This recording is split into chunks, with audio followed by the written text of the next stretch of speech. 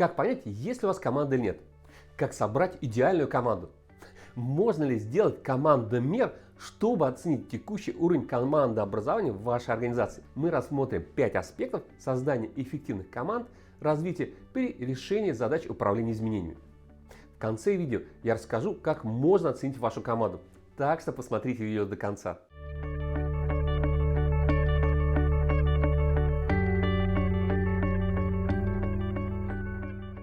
Здравствуйте, меня зовут Сергей Литик, я эксперт по командообразованию. Спасибо, что смотрите канал LitiPro.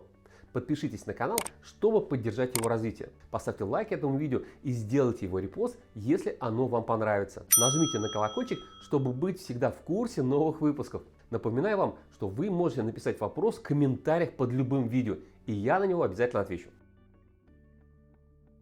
Нет такого лидера, который бы не хотел, чтобы его команды были более эффективны.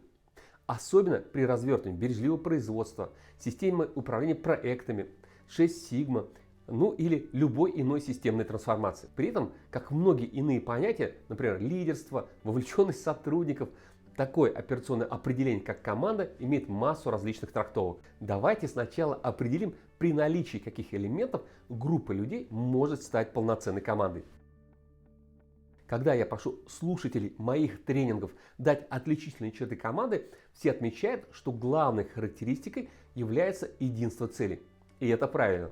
Сложно представить команду, в которой у ее членов различные цели. Здесь у меня есть очень важный комментарий. Важно не только единство целей, но и понимание целей отдельного участника команды, достижение которых является вкладом последнего в достижение общих целей команды. Об этом тоже помните.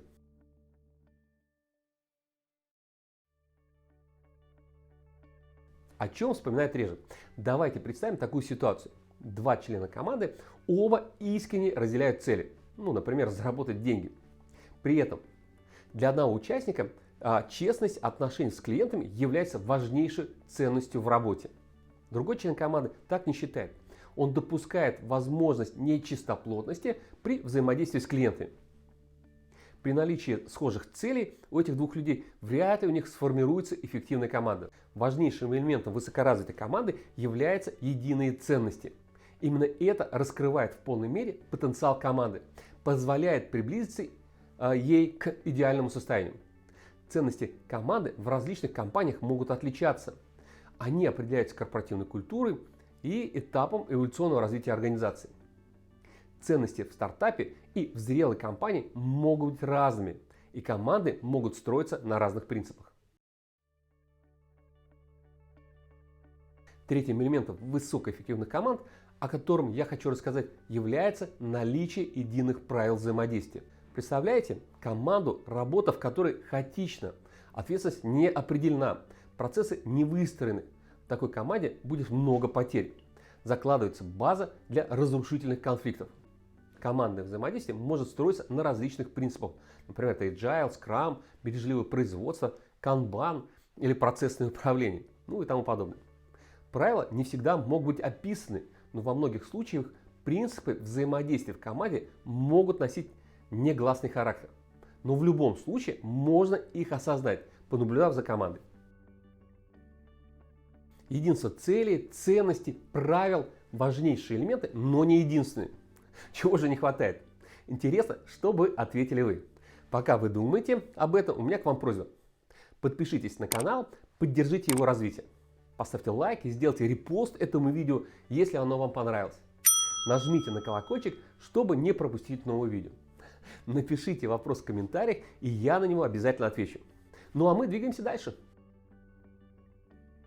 Цели, ценности и правила необходимо дополнить ролевой структурой.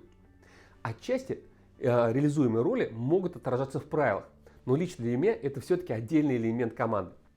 Роль – это модель поведения человека в системе командных отношений, соответствующая его задачам, психологическим особенностям, а также ожиданиям других членов команды. Одна из сложностей описания ролевой структуры заключается в ее нестабильности, изменчивости. Один человек может играть разные роли в определенные моменты времени. Роли могут мигрировать от одного участника проекта к другому. Ролевую модель в команде описывали Ричард Дафт, Ицхак Адизес, Реймонд Белби. Например, Реймонд Белби выделяет 9 ролей. Генератор идей, исследователь ресурсов, координатор, мотиватор, аналитик, вдохновитель команды, реализатор, контролер, специалист. Пожалуй, это самая популярная модель в русскоязычном сегменте по запросу командной роли. Изучение теории ролевых структур позволит вам глубже понять общие закономерности. На практике мне не удавалось буквально использовать представленные ролевые модели, описанные в теориях. Возможно, у вас это получилось лучше? Поделитесь в комментариях. Я рекомендую роли вырабатывать более конкретно, под каждый конкретный проект или задачу. Объясню на примере. Допустим, у вас идет проект по описанию и внедрению модели бизнес-процессов. Какие роли необходимы для эффективной работы команды? Давайте порассуждаем. Заказчик. Эту роль должен исполнять тот, кто будет использовать результаты проекта. Архитектор процесса определяет ключевые параметры, формирует общую модель и генерирует ключевые идеи по организации бизнес-процесса. Руководитель проекта занимается координацией команды, календарным планированием, обеспечением ресурсов и устранением препятствий в работе команды. Бизнес-аналитик – роль, отвечающая за сбор и исследование данных, анализ проблем в текущей организации процесса и осуществляющий контроль разработок новой модели бизнес-процесса. Технический писатель – роль связана с разработкой графических моделей процесса, необходимой документации, например, регламентов, инструкций, различных методических документов. Коммуникатор отвечает за внешние и внутренние связи, организует межличностное взаимодействие и разрешение конфликтов в команде. Причем перечень ролей не является монолитом на всем протяжении проекта. Я перечислил не все возможные роли, которые понадобятся вам для успешной реализации такого проекта. Их может быть больше. Потребность в них может меняться по ходу проекта. Поэтому руководителю проекта следует постоянно анализировать ситуацию и адаптировать ролевую структуру. Проявляйте осознанность и гибкость. Помните, что исполняемая роль может требовать не только определенных знаний, без них роль не будет исполняться на должном уровне, но и определенные психологические особенности. Например, интроверту будет сложно исполнять роль коммуникатора. Получилось очень подробно поговорить про ролевую структуру. И нужно двигаться дальше. Прежде чем перейти к следующему фактору, прошу вас написать вопрос в комментариях под этим видео. Я обязательно на него отвечу. О чем же мы еще не поговорили? Какого элемента эффективной команды не хватает? И это наличие мотивации членов команды. Ведь у них может быть единство целей, ценностей, правил. Они могут осознавать свою роль. Но если у них не будет достаточного уровня мотивации или мотивированности, ваша команда не будет достигать хороших результатов. Когда упоминается мотивация, то в большинстве случаев подразумеваются денежные стимулы. Следует помнить, что деньги не имеют устойчивого мотивационного эффекта, а при решении задач развития не является самым сильным мотиватором. Трудно представить высокоэффективную команду, состоящую из немотивированных людей. Итак, я выделяю 5 элементов высокоэффективной команды. Первое – единство целей и понимание вклада каждого в их достижение. Второе – разделяемые членами команды ценности. Третье – понимание командных правил. Четвертое – полнота и адаптивность ролевой структуры. Пятое – высокая мотивация членов команды. Имея необходимые элементы высокоэффективной команды, можно сделать систему оценки вашей команды.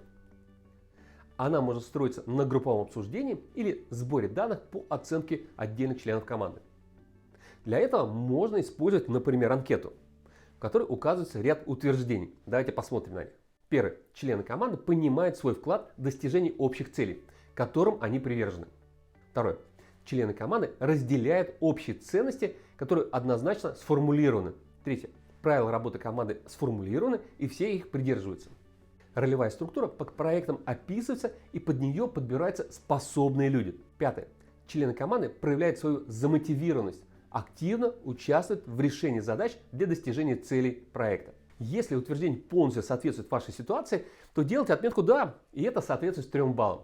Ответ «скорее да» дает 2 балла, «скорее нет» 1 балл. Если утверждение совершенно не соответствует вашей ситуации, то 0 баллов. Оценив ответы по каждому из утверждений, можно получить сводную оценку. Если посмотреть на мой пример, то сумма баллов составляет 11. То есть, в моем примере, ситуацию с командопостроением можно считать как выше среднего. Хорошую. В любом случае, постарайтесь с командой почаще обсуждать вопросы, связанные с командным взаимодействием, развивая таким образом корпоративные компетенции в области строительства команд. Подпишитесь на канал, чтобы поддержать его развитие. Поставьте лайк и сделайте репост этого видео, если оно вам понравилось. Нажмите на колокольчик, чтобы быть в курсе новостей канала. Напишите вопрос, я на него обязательно отвечу. А на сегодня это все. Всем лина, увидимся!